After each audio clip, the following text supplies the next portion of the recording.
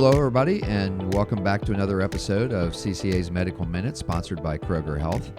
Today, we're going to do our second in a series, kind of a series within a series called ASCO Direct, A Patient's Perspective. And so what we really want to do with this series is cover some of the more consequential either research findings, clinical trial results, things that are presented each year at the ASCO meeting in Chicago every June. And so really honored to have with us today Dr. Christopher Logothetis. He is the he's the chair of the Department of Genitourinary Medical Oncology at MD Anderson. I know these things because I've seen him, I'm his patient. So really particularly honored to welcome him today.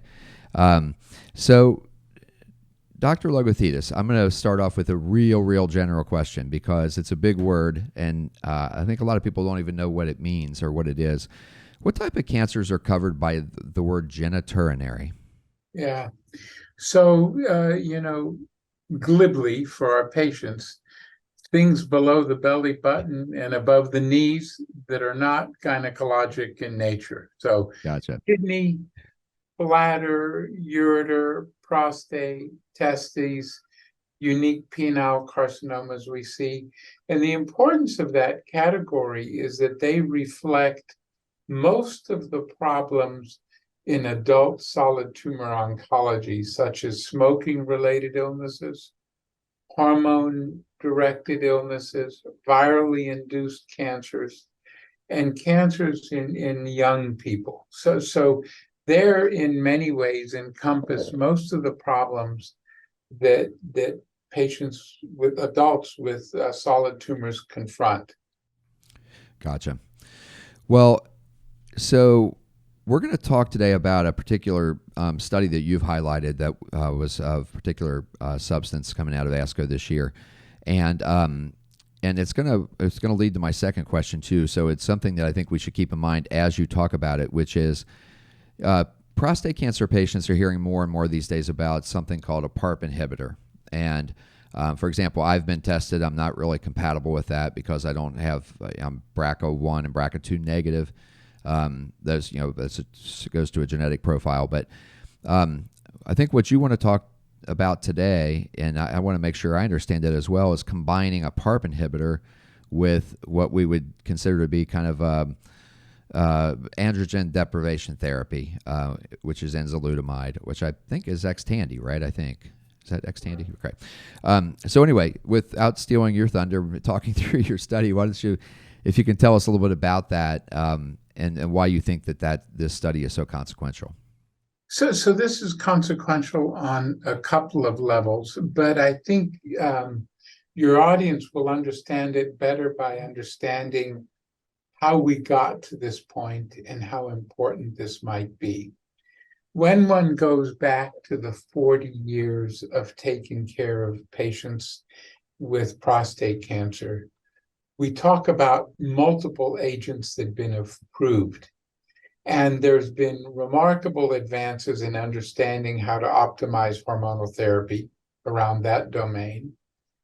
Improvements in chemotherapy and identifying the subsets of patients, and identifying targets on the surface of cancer cells or in specific organ sites that are suitable for delivery of radioligands, an intravenous form of radiation that releases radiation to sites.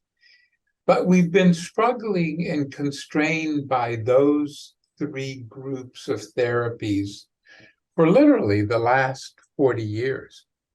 And we have not had the same revolution in applying the knowledge of molecular changes to clinical care that has occurred, for example, in lung cancer. Until this year, okay?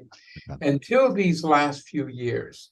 And the importance of that is individuals who think of prostate cancer think of it as a singular disease, something that we confront in the clinic. And the reality is it's multiple diseases. And now with these molecular profiles, we're being able to identify subsets of patients where therapy is justified in that specific subset, and they're uniquely likely to benefit. So talking about prostate cancer, I think should no longer be the term. It should be what subtype, what flavor of prostate cancer you might have. And that's important to understand because the majority of patients, 70%, if you were to estimate at the national level, have non-lethal or just potentially lethal prostate cancer. So we're really talking about 20 to 30% of patients diagnosed with prostate cancer who benefit from understanding these details. So the best way of thinking about this is there are cancers that are indeed cancers, but are at extremely low likelihood of having lethality. And those need to be protected. And patients with those types of diseases, probably the wrong concern to worry about this. Then there's a group of patients who are at risk for developing lethal disease. And they need to sort of balance this issue of when is the right time to intervene and likely a sequence in therapy, because only a minority of those develop disease that justify this. And then there's a subset of patients increasingly defined by a combination of their clinical features, how the disease presents, and their molecular features that determines how we treat the disease. And that's actually where the excitement goes. And this year's ASCO has provided confirmation of that. Now, there's an additional big issue is if you have one drug and you want to prove a benefit of a second intervention, it's easy. You go from 1 to 2 or 0 to 1 if the effect is modest. But if you're trying to build on now having 7 and 8 drugs available out there with an impact on survival, how do you design studies to gain the information to know how your new intervention fits into the complex therapies? So 1 + 1, that is 2 effective agents, actually add up to 4. Because that's how the major benefits, and that goes beyond developing drugs. And linking the intervention to understanding how the drug works, which is what has occurred here, is the path forward to doing that. Because if you understand how it works, you hit that target, you can logically develop sequences. So the power of the trial that I'd like to highlight is it shows the creativity of the leader of this, Karim Fazazi, one of our alumni who is just leading the field and is a major, and has designed this trial to shorten the distance between identifying a drug that works and its utility, and that is how to apply it in an individual patient. And that is a key distinction, and this trial has done a lot to doing that. Now, the PARP inhibitor it targets molecular pathways in DNA repair and recovery. So it's completely different than targeting AR signaling, killing cancers with noxious agents such as radiation or chemotherapy, targeting these, but actually engaging specific mechanisms to alter the drug's ability, the cancer's ability to survive and thrive. And the exciting thing is that it has worked as expected, and that has the dual effect of giving us confidence in our discovery, which means subsequent drugs we can find, and some confidence in how to build on further combinations. Yeah, really. I mean, what's really interesting, I think back to my own cancer journey, Dr. Logothetis, and so you start, particularly you make a choice if you're a candidate to be treated. So let's say, for example, you don't have indolent disease, you've got something that needs to be dealt with, so you either choose surgery or you choose radiation, and in my case, you choose surgery, but then you get a recurrence fairly quickly, and and radiation. Then you start on these hormone therapy drugs. And just as recently as 5, 6, 7 years ago when I was on this, it was a sequential process. You start out, I took Zytiga, and then I failed that, and then I took Xtandi, and I failed that, and then took Erlita. What I'm hearing, what's really interesting about this is, if you think about all the new ways, the new combinations you can put together, if you do pair it with something like this and find that it's effective in some way. It's not just take this drug, fail it, take another drug. It might be take this drug and combine it with another agent, which feels like to me that widens the playing field pretty significantly. Correct.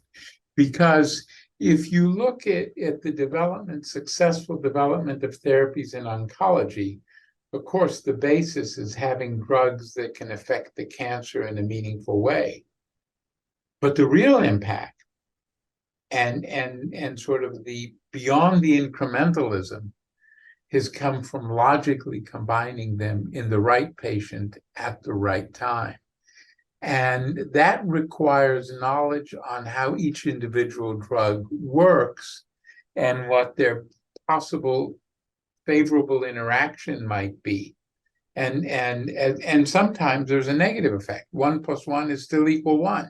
And then you get toxicity without benefit. So you need to actually be able to measure these increments.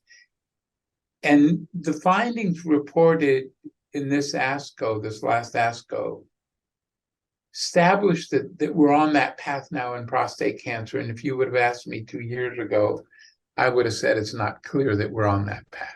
But these last 2 years provide us real evidence.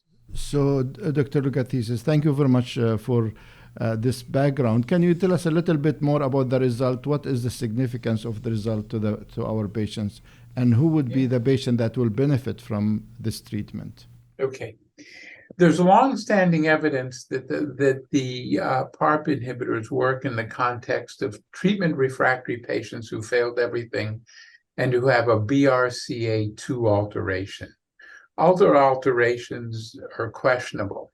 2 things are different in this trial that are important for your audience. One is that is a combined upfront combination after the cancer demonstrates resistance to simple hormonal therapy alone, right? So when you have BRCA2 or BRCA1 alterations and you have early evidence of progression with simple hormonal therapy, you add that drug on and you have a profound effect on all the measures that point to benefit. Time to changes on images that show progression, time to symptom progression, increased response rate, increase and a very profound delay in improvement in reduction of PSA concentration. So all the measures that point to a therapy benefit in BRCA2 and BRCA1 have been demonstrated. Now, what's unique about this trial that is so different than other trials is most trials are designed to make a comparison between our new drug and a weak drug, right? It's to the advantage of demonstrating the value of the drug. Here it was used in a setting that the control, enzalutamide alone, in this setting is a very powerful drug. So this demonstrated a very meaningful benefit above a very active drug. So this was not a modest benefit contrived to increase the outcome by having a weak control.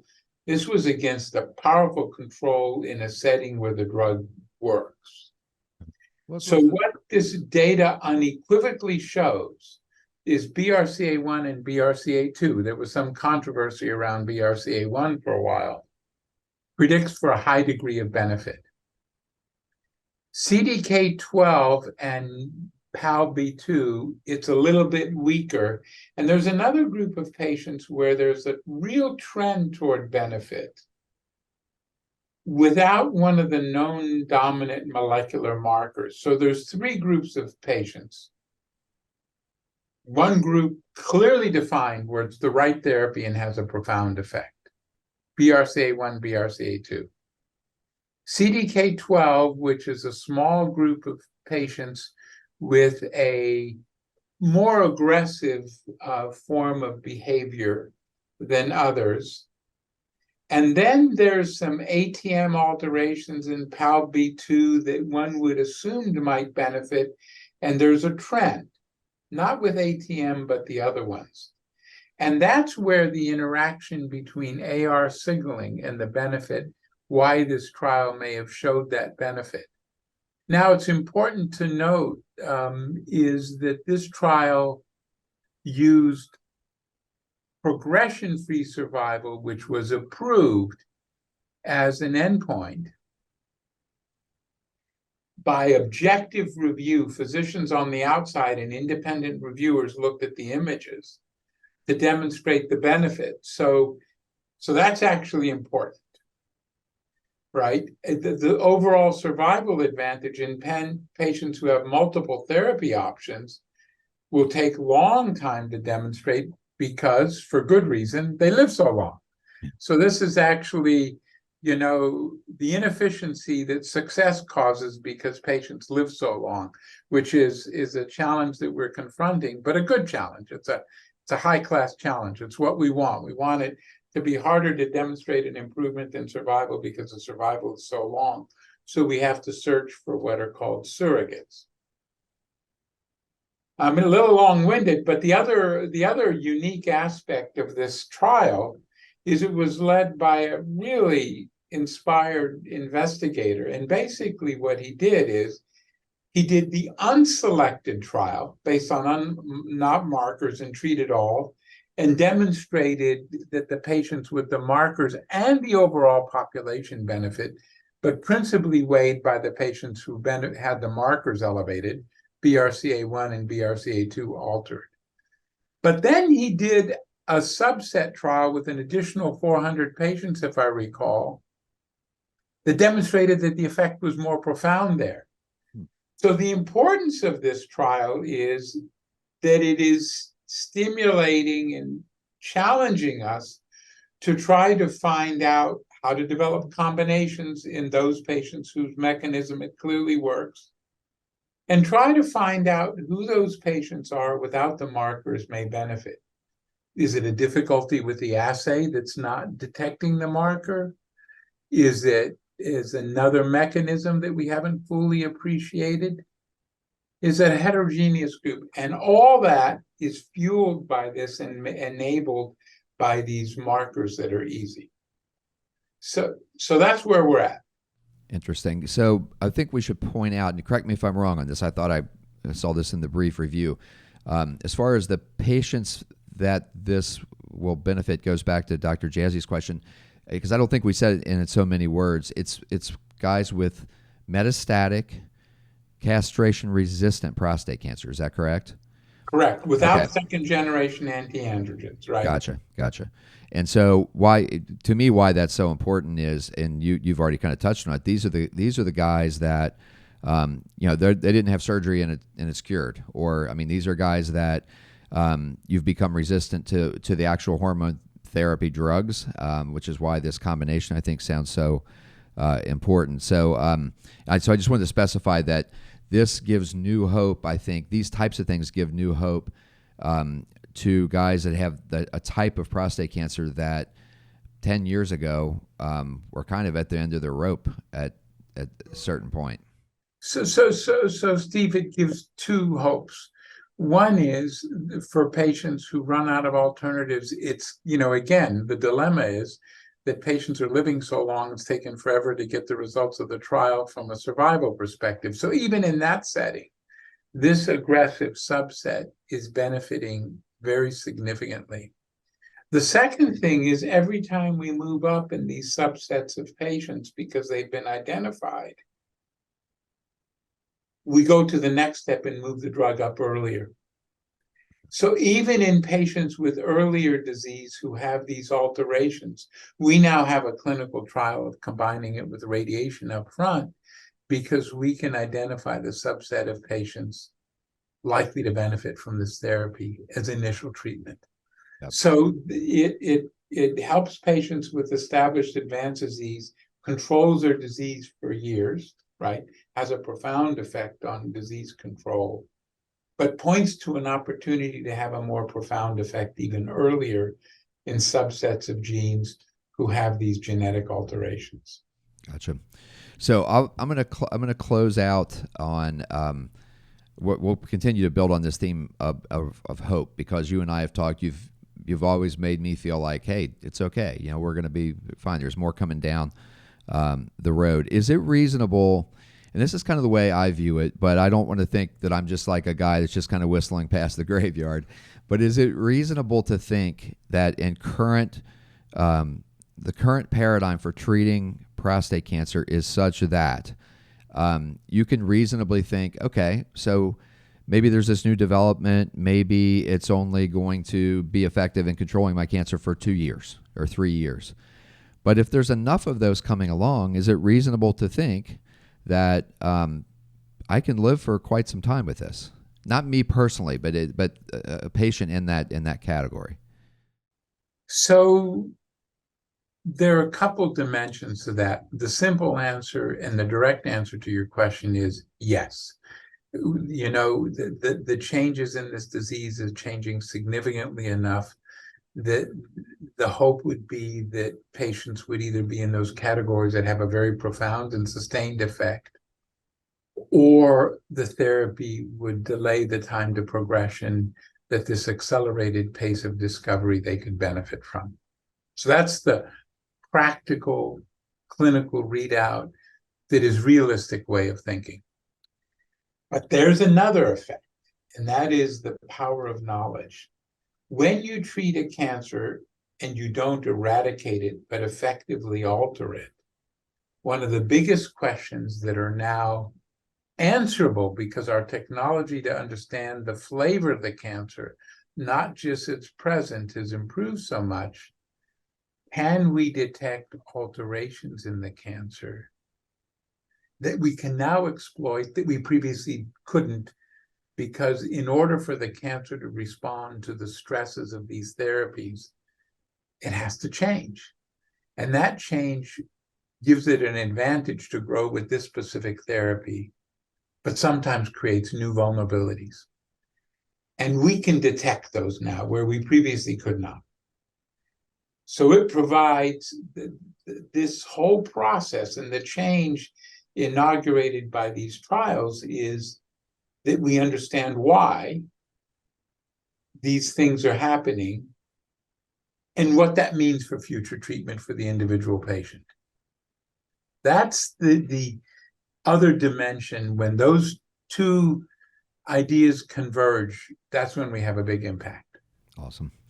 That is fantastic. I think there's a lot to be hopeful about, and I've seen it just even in my own case over the last few years. So thank you for joining us today. I hope the next time I see you will be either in Cincinnati or Houston for dinner, not on an exam table is my goal. So yeah, that sounds good. All right, well, Dr. Jesse, you have anything you want to add? That's fine. Thank you very much for being with us. It's a privilege, and I'm really proud to be part of this fraternity that takes care of things. I'd like to make one clarification. I've been chair of the department here for almost 30 years. I direct the Koch Center, but in order to focus more on my research to do other things, 4 years ago, I stepped down as chair to actually develop these other people. So current chair is Paul Korn, and we're really lucky to have him. Gotcha. Okay, gotcha. All right, well, thank you for that, and I'm going to look forward to seeing you soon. Thanks again for joining us. Thank you, everybody, for joining us today with Dr. Logothetis. It was a real treat for us to have you. It's a privilege. All right, thank you, everybody.